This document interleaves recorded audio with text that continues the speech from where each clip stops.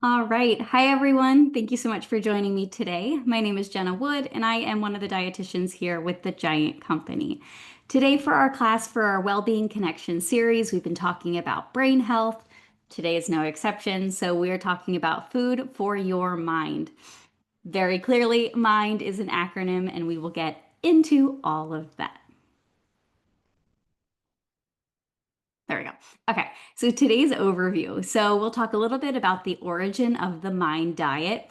What is it? What does it stand for? There's 9 recommended foods, 5 foods that they recommend limiting or avoiding if possible. How strict you need to be for these health benefits. And then, of course, as we do at Giant, we give you some meal ideas, inspiration, tips to make this, transition if you want to follow this style diet a little bit easier. All right. So, what is the mind diet? I'd love to see. I know you can raise your little virtual hand in there. Like, if you want to raise your hand and say if you've heard of this diet before, I'd love to see that. But I know it's definitely not one of those most common diets that you hear about. So there are a couple of hands being raised. That's great. So it's one of my favorites to talk about. So the MIND diet stands, it's a long acronym. So the MIND diet stands for the Mediterranean Dash Intervention for Neurodegenerative Delay. Lots of words. So let's break that down a little bit. So, Mediterranean diet, you're probably familiar with. We talk about it a lot. It is the dietary patterns of some of the countries that surround the Mediterranean Sea. So, typically we think of like Italy, southern France, Spain, Greece. Like those are kind of the countries we think of with the Mediterranean diet. It tends to be a more plant-based style diet, focusing on heart health. Then we have the DASH diet, which I think if you follow our classes, you may be sort of familiar with. This is the dietary approaches to stop hypertension or high blood pressure. Similarly, plant-based, of course, it does still have animal proteins and things if you choose, with a focus on lowering our sodium, increasing our potassium through foods like fruits and vegetables. Now, up until this point with the MIND diet, a lot of diets were focusing on heart health, which is important. We want our hearts to be nice and strong. However, our brains are super important, and there weren't a whole lot of studies and diets specific to brain health. So, what the researcher I'll talk about, they wanted to look at which foods are associated with positive brain outcomes, especially when it comes to preventing neurodegenerative delay or things like Alzheimer's and other cognitive decline. Now, the diet has changed over the course of the iterations of the studies they've done. There used to be 10 recommended foods. I'll touch on the last one. There are now 9, and then 5 foods to limit or avoid.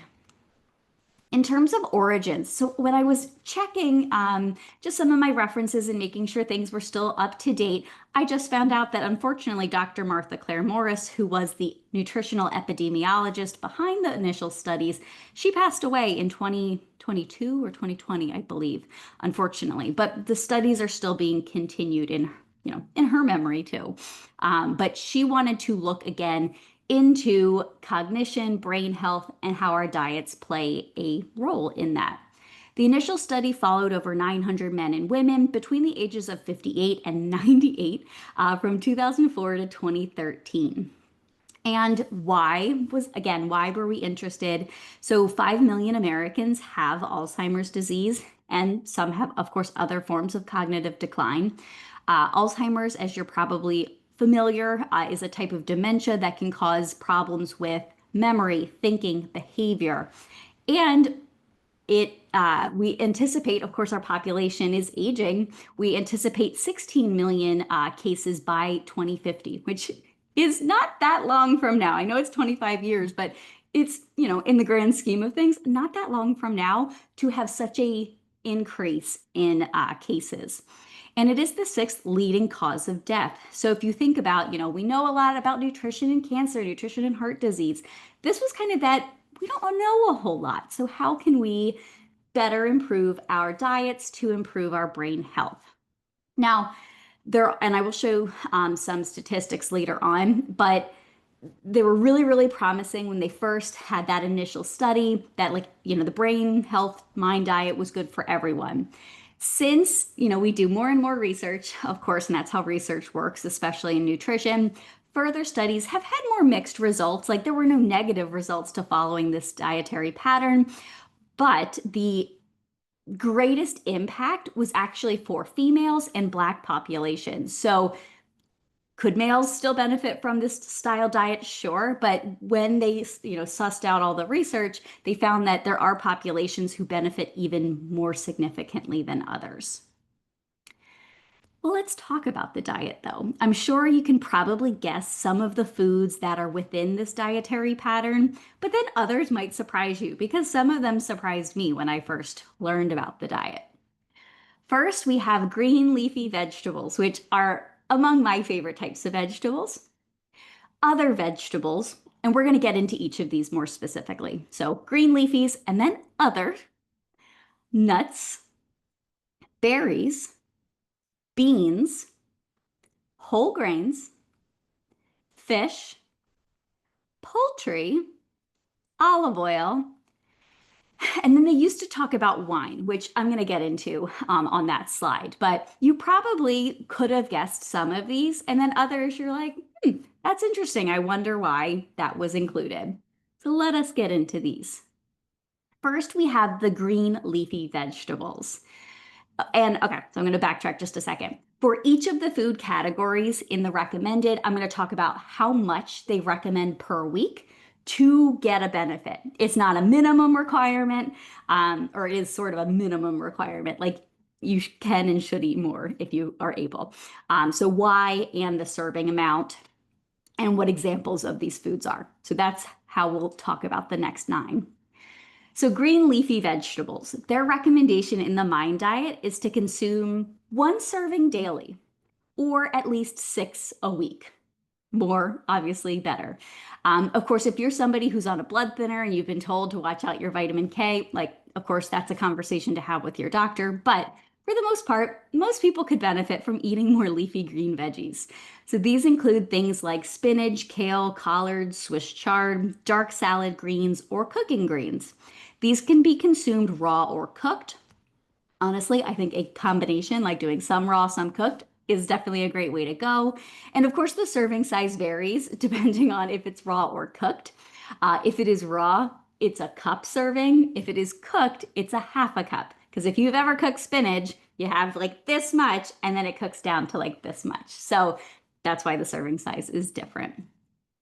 Now, why are leafy greens, recommended even above and beyond other vegetables? Well, they are loaded with antioxidants that have been linked to brain health. They are high in fiber, and the nutrients within them, especially things like vitamin K, folate, and beta carotene, which is a precursor to vitamin A, are really important for brain health and function. So, leafy green veggies, you definitely want to get them into your diet. Then, of course, they're not saying other vegetables aren't important because they are. They also want you to make sure you're getting those leafies in. So other vegetables are important for brain health as well. The recommendation is 1 or more serving a day.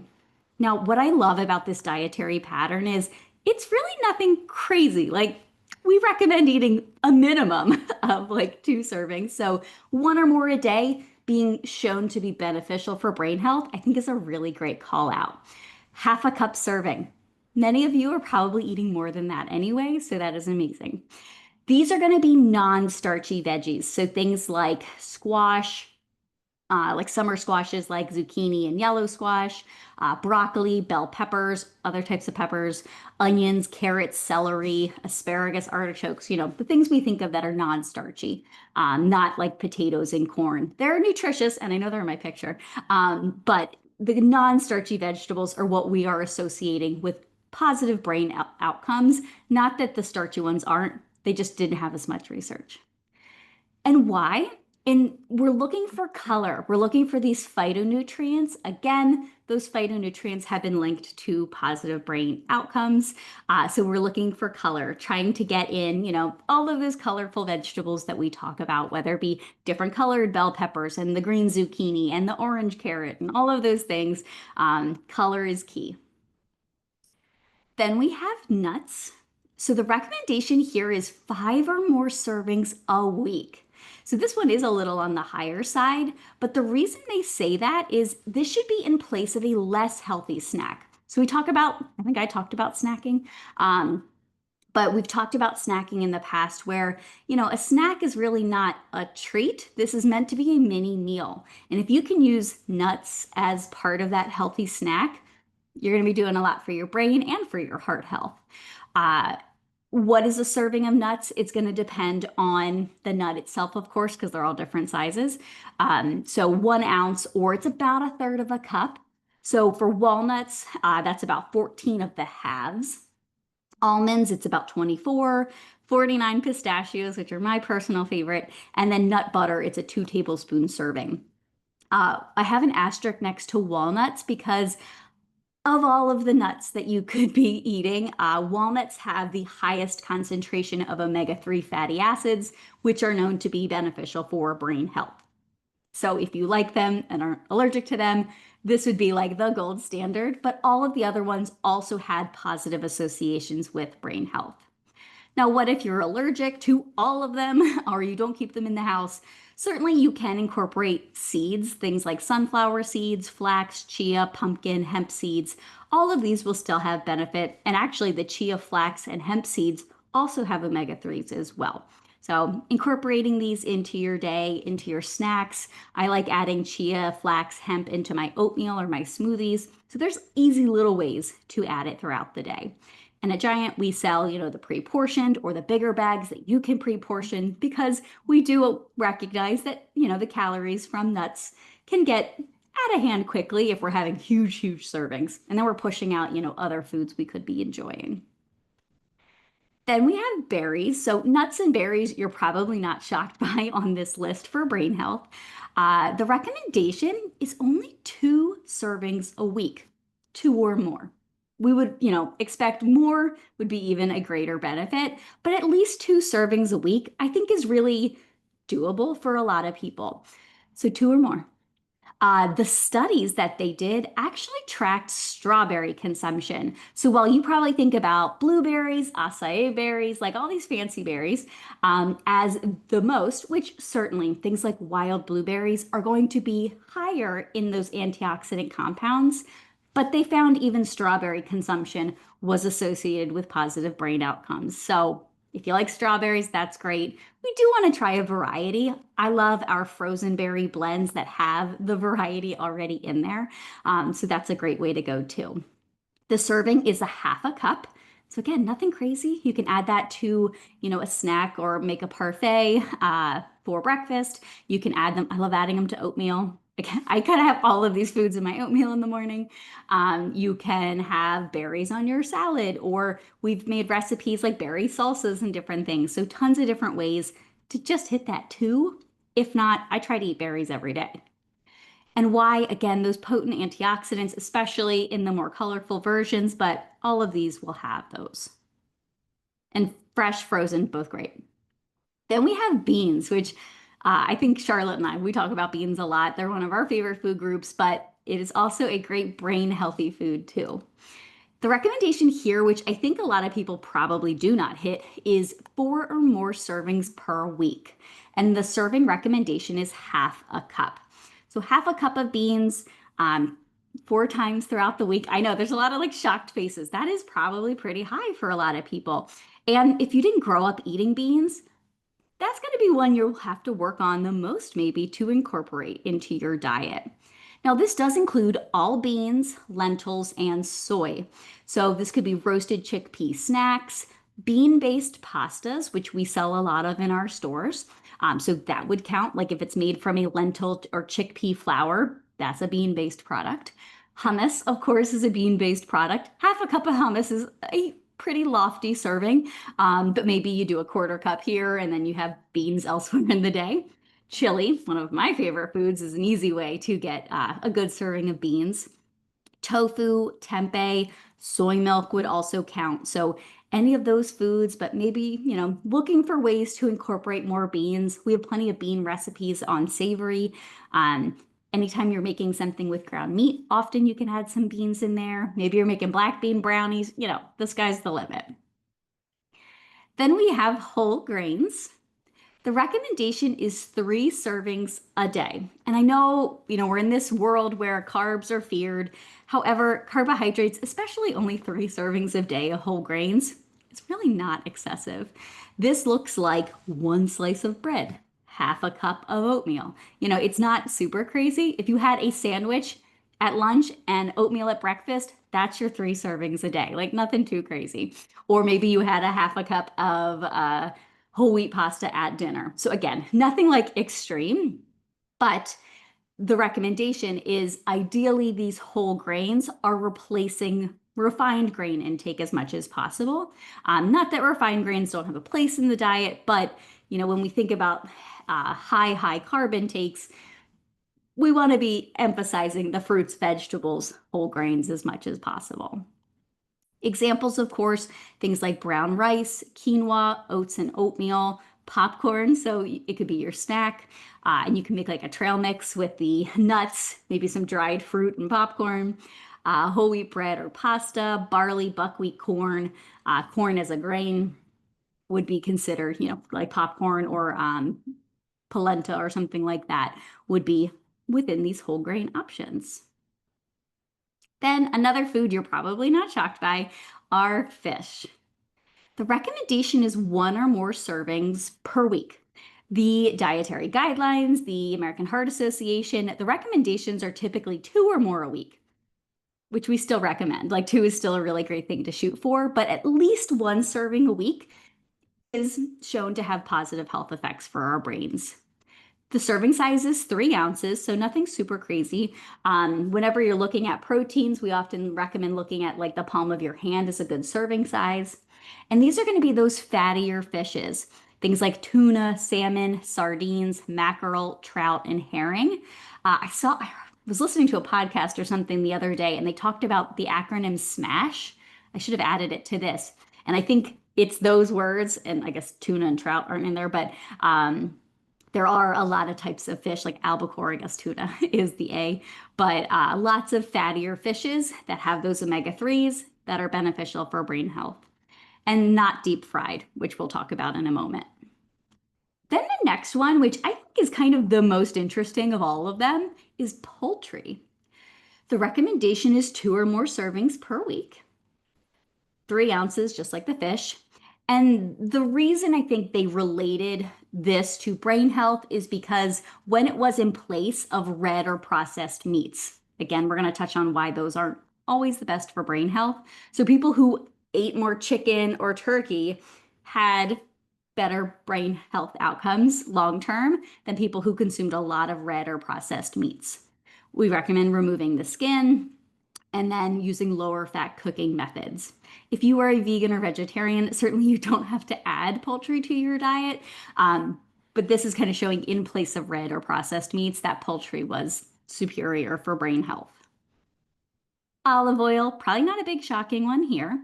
The recommendation from the Mind Diet is to use olive oil as the primary oil or fat. So when you're cooking, when you're making dressings, when you are drizzling over vegetables, this is the fat we want to use predominantly. And this is in place of other oils, butters, and fats.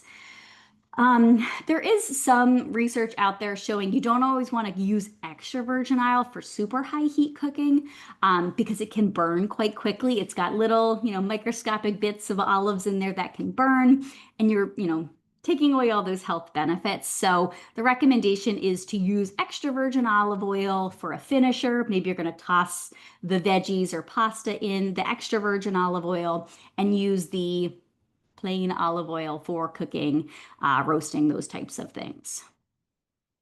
Now, wine, as I mentioned, there are 9 foods now. Wine was a part of the initial list. Since they have kind of removed wine from the recommendations, but I'm going to explain why. So the recommendation, and this is for a lot of health advocacy groups and whatnot, the recommendation is up to 1 serving per day. However, there is no need to start consuming alcohol if you do not currently drink because the risks really do outweigh the benefits. A lot of the research behind why wine may have been beneficial, and there's some, cultural relevancy when it comes to things like the Mediterranean diet that we don't have here in this country. But some of the research was done on resveratrol, which is a type of antioxidant you'll find in wine. However, you also find it in the grapes themselves, peanuts, walnuts, pistachios, blueberries, cranberries, and dark chocolate, which are some foods we already talked about. However, to get the amount of resveratrol that really would be beneficial, it's very difficult to get through food or wine. I think the statistic said you'd have to drink 4 liters of something of wine, which would be very dangerous, if not deadly. So the recommendation is not there to consume alcohol just for the brain health benefits. If you do consume alcohol, the serving 1 per day, 5 ounces, which is a very small pour. If you've ever looked at it, 5 ounce pours, it's obviously less than a cup. And of course, any benefit from alcohol or wine does disappear with excessive alcohol use. So consume responsibly if at all, and of course with caution. Now, why are all of these foods, the 9, recommended on the mind, brain health diet? These foods are all super rich, as I kind of talked about in each of them, antioxidants and phytochemicals that we have linked to, long-term consumption of these to be beneficial, not just for brain health, but for a myriad of, health concerns. Antioxidants help protect our bodies and our brains from free radical damage. We're exposed to free radicals through breathing and living and all of these things. And of course, negative things like pollution and whatnot. But consuming antioxidants is thought to help prevent this free radical damage. Free radicals, if left unchecked, can cause damage, some of which can, of course, damage our brains, which is that neurodegeneration. Additionally, diets high in antioxidants and phytochemicals through food have thought to been helpful in preventing the production of beta amyloid protein plaques, which they have found and seen in the brains of people who have had Alzheimer's disease. So, these foods, we could recommend them for so many different reasons, but for brain health, they are really showing positive outcomes. Many of the foods, like the nuts and fish, are rich in omega-3s. And overall, the diet is less processed, which, not that processed is a bad word, but when we're avoiding more heavily processed snacky type foods and aiming for more of these whole foods, we're reducing our intake of added sugars, salts, and fats, which tend to not be good for our overall health or our brain health. Now, there are 5 foods that are recommended to be limited or avoided. These are, probably not shocking either, red meats, butter and stick margarines, cheese, which is the saddest to me, pastries and sweets, fried or fast foods. So here are the serving recommendations. I know, not fun, right? So for red meat, the recommendation is no more than 4 servings a week. I'm going to be honest, I think that's still pretty high, just in a general health stance. So I don't think it's super restrictive or limiting. 4 times a week is the recommendation for brain health. And again, because we want to also consume the poultry, the fish, the non-meat options from time to time. So, I think 4 times a week is quite high. So I don't think that one's super restrictive. For people who enjoy butter, so butter and stick margarine, the recommendation is no more than a tablespoon per day. So as we talked about, olive oil is the recommended, that's what we're using to cook and, toss veggies and different things in. But if you really, really love that butter on your toast in the morning, or there's something you really love butter on, okay, just aim to not do more than a tablespoon a day. Again, I don't think that's super crazy when it comes to even heart health or brain health. So I think that's pretty nice. Here's where even I draw the line. So for cheese, the recommendation is no more than 1 2-ounce serving per week. That hit me in the heart. So the recommendation, and the reason, I'll talk about it on the next slide, many cheeses are still very high in saturated fat. They're also very high in sodium, which we've linked to not positive brain outcomes. I'll talk about how strict you need to be with this diet. So for me, this is probably the one I will not always follow. Of course, there are lower fat cheeses. Not even just like reduced fat cheeses, but things like fetas and parmesans and Swiss and a couple other types are just naturally a little lower in fat. But yeah, a 2 ounce serving a week. That's the hardest one for me. Then pastries and sweets. So cookies, cakes, candies, ice creams, those types of foods. No more than 5 servings a week. Again, nothing crazy to me. Like every weekday, you can still have a small serving of a sweet treat. I don't think that's crazy. I think that is quite a doable thing for the rest of your life. If not, we probably recommend less than that. So I think that one is a doable. And then fried or fast foods, no more than 1 time per week. Again, I don't think that's super crazy. I think that is certainly within the realm of possibilities. Like, sometimes life happens and you go to a fast food place, or you really like fried catfish or chicken. It can fit in a, overall healthy brain diet, but we're recommending it not happen frequently. Now, why are these foods within the try to limit or avoid? Well, they are all very high in saturated or trans fats. Trans fats are associated with not only heart disease, but have also been linked to Alzheimer's disease. Fortunately, added trans fats have been removed from our food supply, but they are still naturally occurring in when we deep fat fry foods and in really high fat animal foods. So things like meats and dairy products, like the cheeses and different types of meats. Animal research and observational studies in humans have also suggested that consuming high quantities of saturated fats in excess over a long period of time is associated with poorer brain outcomes. Um, so, again, this is why, through their research, they have recommended we try to limit these foods as much as possible.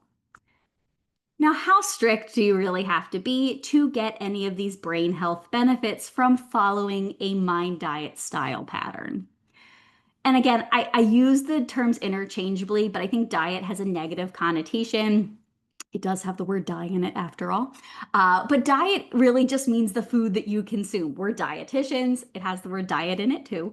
But I think diet, when you think about, oh, I have to go on a diet, it's not a fun thing people think about. However, your eating pattern, your dietary pattern, these are all interchangeable words. So that's why we kind of like to say your dietary pattern, but it is still called the mind diet. Studies, of course, again, show that following the mind diet has been linked to lowering the risk of Alzheimer's disease by as much as 53% in participants who adhered to the diet rigorously. Like you go through that list, you're adding those 2 or more servings of berries, you're not overdoing it with the cheese, all of those things. People who followed it rigorously in these studies, they really reduced their incidence of developing Alzheimer's significantly. Like these are way better odds than the lottery, okay?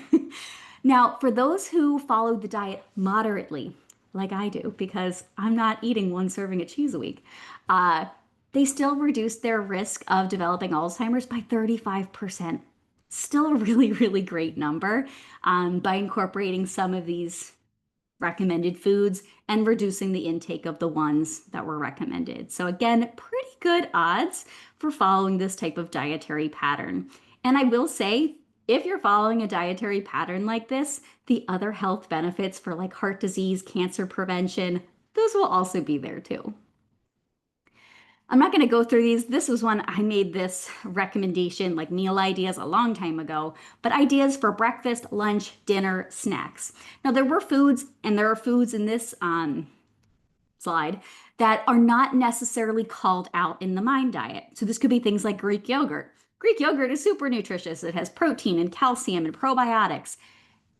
There wasn't enough data in their research, in their studies to directly link it to brain health. So that's why it's not listed, but it's not a not good food to consume.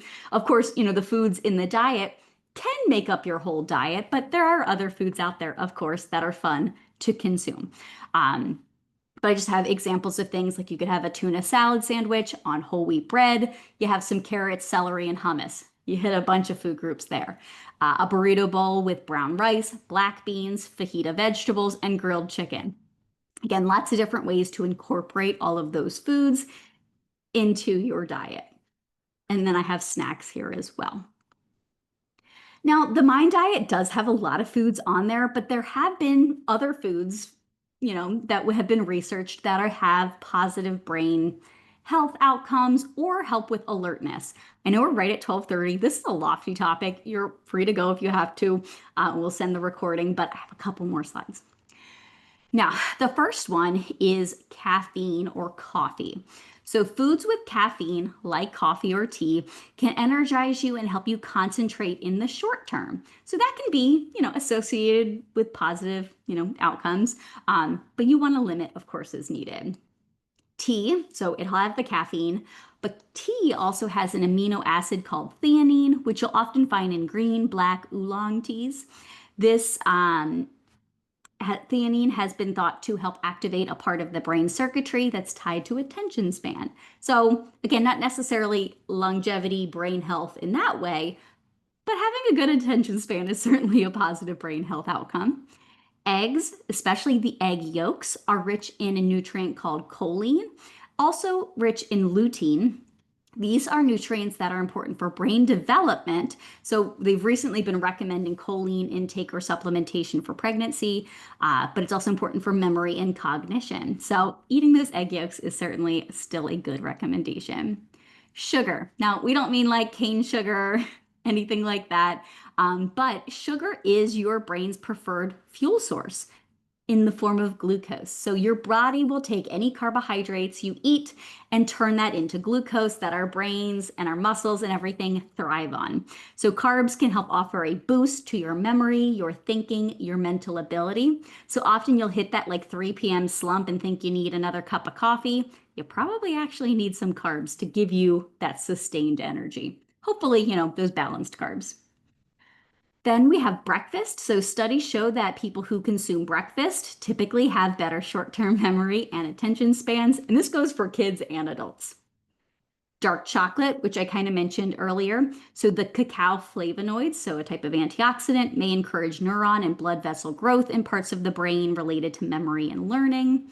And then water. So even being a little dehydrated or less than optimally hydrated can make you feel groggy and less likely to perform tasks well. So there are lots of foods that are good for our brains. Tons of different foods, of course, in our Giant and Martin stores that are positive for brain health that kind of link to all of the food groups. Beans, we've recently revamped our red lentil pastas, so those are nice. We have the omega-3 trail mix, our cherry berry medley, which is one of my favorite of our frozen berry medleys. Of course, salmon, we have frozen, fresh, all these different options.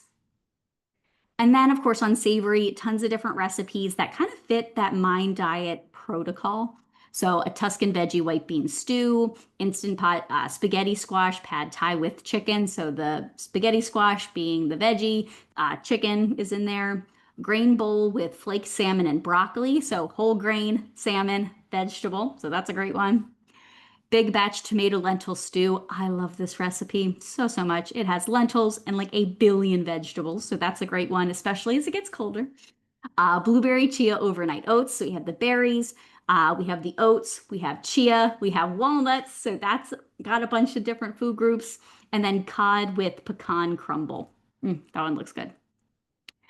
I have done this presentation before where I made a recipe, but I knew I wouldn't have time today. But I did want to call out like how I looked through recipes. So this is a Greek orzo salad with chicken. So I highlighted all of the ingredients that fit the Mind Diet. So orzo or quinoa could be a whole grain. Baby spinach is a leafy green. Cucumber, red bell pepper, grape tomatoes are all veggies. Shredded cooked chicken, chickpeas, feta cheese, so it does have feta cheese, but it can be a lower fat option. And then dill or parsley, leafy greens also include herbs, and then olive oil. So this recipe had a lot, and this was delicious, like such a good meal preppable, thing for lunches. Okay, this is my last slide, I promise. So tips to eat more mindfully. Now, remembering better cognitive function was associated with a diverse diet with a wide variety of whole foods, like were mentioned. So, trying to incorporate maybe a leafy green salad on most days. And the days you don't have a leafy green salad, maybe you're adding some leafy greens to a smoothie or you're having them sauteed with your dinner. Keep portion-sized baggies of nuts and seeds on hand for snacks instead of maybe vending machine options or things that aren't as brain healthy.